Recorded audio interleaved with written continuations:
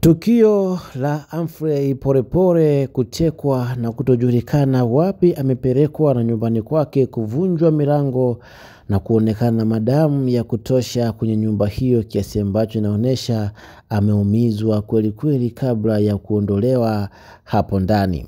Tukio hili limesambaa sio tu Tanzania bali hata nje ya Tanzania. Kutoka BBC, taarifa hiyo imeiposti ya Humphrey Polepole.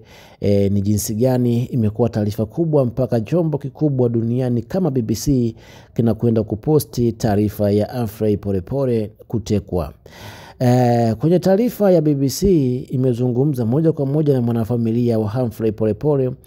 Mwanafamilia wa Humphrey Polepole ameeleza kwa uchungu kweli kweli kuhusiana na Polepole, na kilichomleza kwenye hayo mazungumzo ni pale alipoingia ndani kuona damu za kutosha, kitu ambacho kimezidi kutia wasiwasi kwamba inawezekana Polepole kwenye mazingira mabaya kwa sababu amemwagika damu nyingi kabla ya kutolewa pale.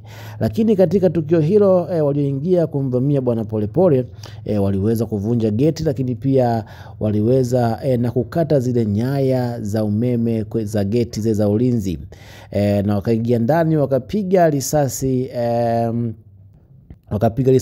CCTV kamera, lakini pia wakavunja baadhi ya vitu mle ndani, kitu ambacho kimezidi kutikisa nchi ya Tanzania kuelekea uchaguzi mkuu.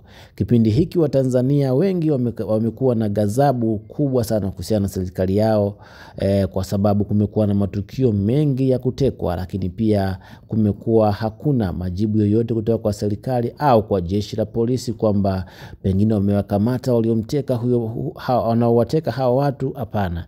Ni siku chache hapo nyuma huko Kahama vijana 3 wametekwa na kujulikana nipelekwa wapi. Baada ya siku 2 mbele ni leo tena inatokea kiongozi mkubwa mwandamizi ameweza kutekwa, kitu ambacho kinazidi kutikisa nchi ya Tanzania.